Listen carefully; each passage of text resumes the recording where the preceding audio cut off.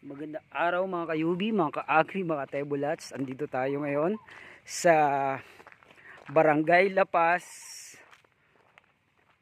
Umingan, Pangasinan, no? Malapit po to sa Balungaw. Hello po kay Mayora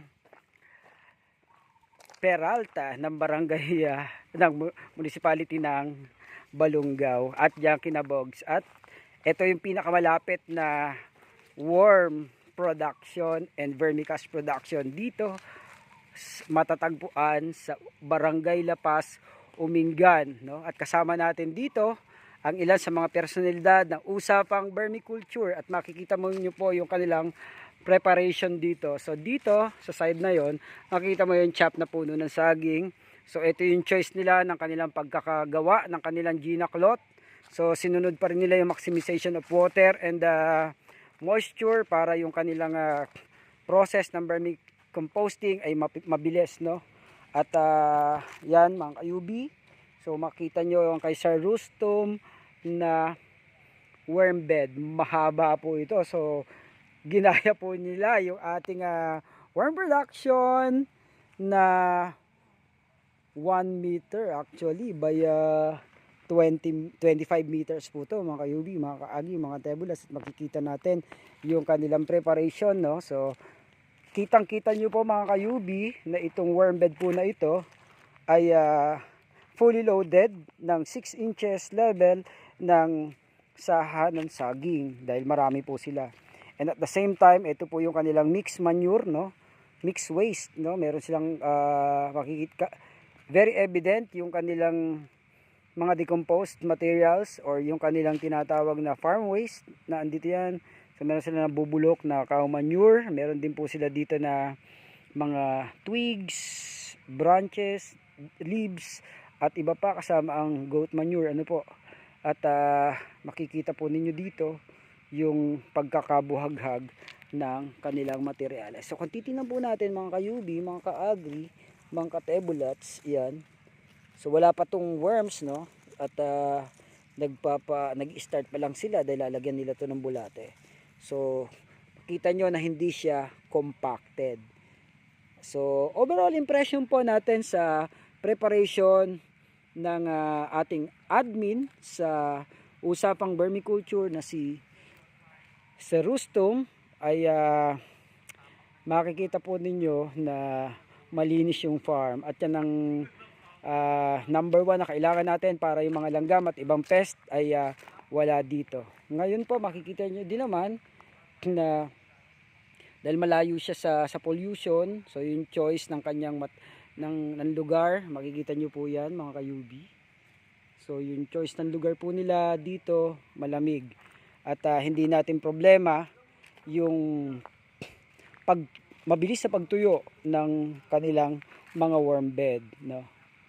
At another impression po na makikita natin, so importante talaga na may gantong materyales dito sa labas ng inyong mga worm bed for the purpose na pag ang inyong mga worm bed ay nag-start na ng inyong harvesting at nagtag-ulan na, makikita mo na itong area na to na dinadaanan natin nagigiyang slumpy, no, dahil sa mga beneficial microbes. So pag nag-slumpy yan, nagiging minsan na malambot, no, at kinakain din ng mga bulate yung mga worm ng itong lupa na dinadaanan natin. So ito yung second niya, ito yung nauna niya na worm bed. So ayan sina Sir Martin, andyan si Sir Martin, si Kapitan Ray, no, at saka si Sir Rustum, no, at dinayo pa po namin sila dito. At hello po Sir Kapitan, Sir Rustum, no? At ang kanyang mga tauhan nandito at yung kanyang mga anak nandito din, no? At nakita niyo yung kanilang production ng vermicast. So ito po mga kayubi, mga ka-agri, mga tebulats, yung kanilang production ng vermicast.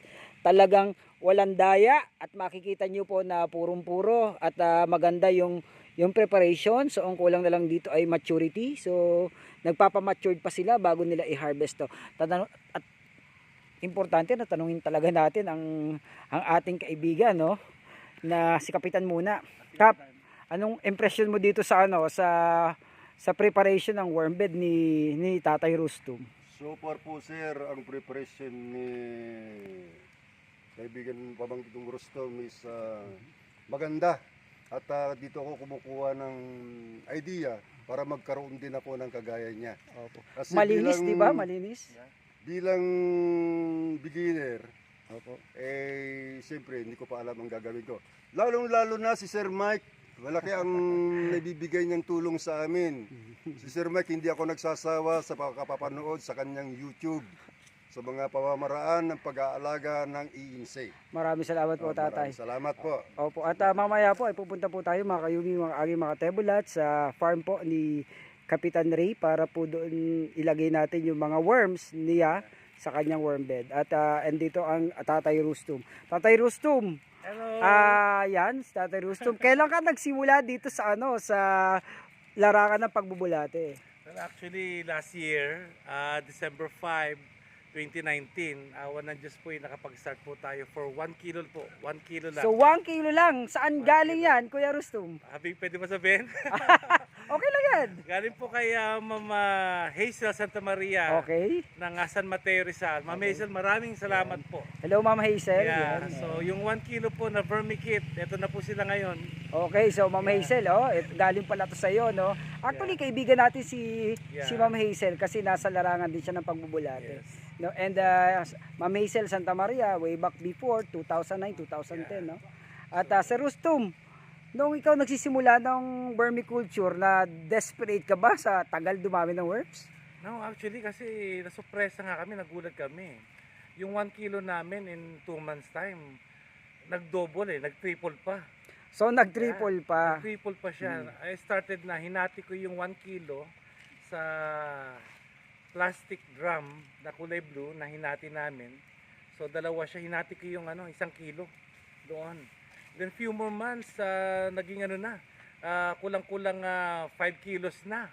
Wow, ang dami. Ano? And ngayon, ilan na ang inyong worm bed, Kuya Rustum? Ilan na ba?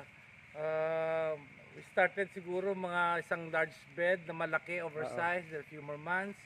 Naging dalawa. Dalawa. After ng dalawa, naging 7. Mayroon kami doon. Wow, meron pa pala doon sa dulo, no? So, may 7 kami. mga kayubi, mga Ataybalas, imagine. So, 7, pero ngayon, ang dami na. 7 doon. And then nung na-harvest na, napanood po namin yung demo po ni Sir Warm Prince, Sir Michael Salamat Cagas. po, Kuya Rustum. Yung sa YouTube ng paggamit po ng Genaklot as a vermibed. And sinubukan po namin. So, though expensive po dito sa province, sa Pangasinan, kailangan po namin subukan. Kaya binili po namin yung Genaklot. Okay. At ito na po siya. Yung isang roll po na 155 yards, nakagawa po kami ng, ilan po ito? 1, 2, 3, 4, 5, 6, 7, 8, 9, 10. 10 na vermibeds po. Sa 1 roll ng Genaklot.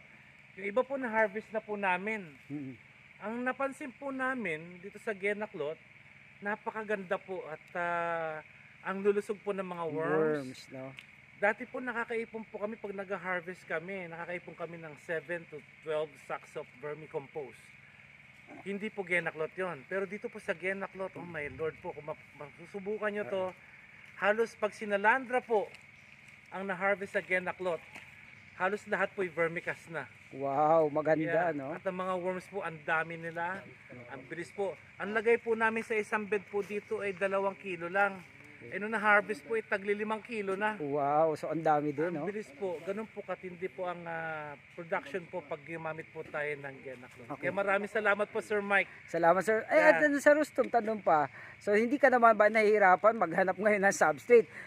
Considering na biglang dumami ang iyong worms, so kailangan ba talagang paghandaan nila? Yes po, kailangan po talaga. So kumikita pa, by the time, kailangan mo nang tingnan na ito kumikita talagang kabuhayan. Ay yes po, lalo po kung malaki po ang demand, kailangan handa po tayo sa preparation po ng lahat. Expect na po natin yung 1 kilo na magiging mahigit pa. Marami. So pag dumami na po ang ating population, kailangan po na madaming substrate. So we have to prepare ahead of time. Correct. Para hindi po especially po during rainy season. Yes. Mahirap po maghanap. Mahirap talaga, no? So habang mainit po ang panahon, pa-summer na po, let's go po na maghanap po tayo ng mga substrate. Kaya ready to hunting. Nag-hunting po kami ng mga substrate, bananas, stocks. Naghahanap po kami. Ngayon po, preparation po kami ng collection po ngayon ng cow manure. Yan. So mga kayubi, mga kaagri, mga katebulats, nakita niyo yung suggestion ng ating isang admin sa Usapang Vermiculture at kailangan mo talagang paghandaan yung isang bagay na hindi mo ini-expect, lalo na ang ating weather conditions sa Pilipinas ay pabago-bago, no? So kailangan din nating tingnan yung tinatawag nating smart, no, climate smart agriculture na dapat nating i-apply sa pagbubulate. Tama, Kuya Rostom? Tulad po neto na first time po namin naranasan yung bagyo. Nasubukan po namin yung credibility po ng paggamit ng Genaclot. Usually po pag bumabagyo, yung mga worms po namin sa mga previous beds namin talagang kinakabahan kami. Kabado talaga kayo, di ba? Pero napansin po namin tong aming pong vermibed, inabot po ang tubig hanggang din eh. Oo, mataas. So mataas. Wala na po. Hopeless na po kami Okay. nung during the storm. Oo. Pero after the storm po, kinabukasan, nag-check po kami, nag-subside ang tubig. Ang panalangin po namin sana yung mga bulati po hindi po mamatay. Pero awa po ng Diyos, ang ganda po. Ang ganda, bilis, di ba? Ang bilis na wala ang tubig.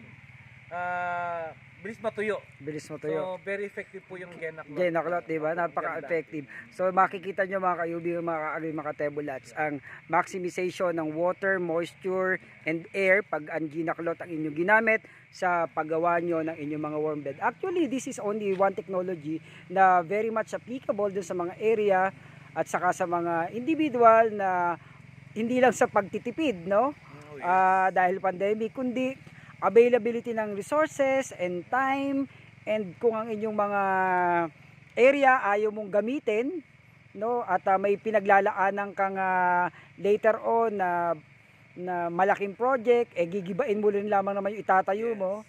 So applicable ang mga ganitong uri ng technology. At mahirap pa ito, Kuya Rustum, sa iyong total impression? Actually po, yung first mga vermibeds namin, it takes 2 weeks. Okay. Bago po matapos. We're using old sacks Oo. na tinatahi po namin yon, nilalagyan ng peg para din pong ganito. 2 linggo po bago kami makatapos 2 linggo bago makatapos na isa. ng mga vermibeds Okay. na ganun. Pero ito pong nagamit po namin Genaclot, gaya po ng video po na napanood po namin kay Sir Michael Cagas, ang dali po. Wala pang 10 minutes actually, gawa na po. Gawa na, bilis. Gawa na. Okay. Ito po, nakuha lang po namin ito ng 1 day, yung 1 roll of Genaclot namin. 1 day lang. And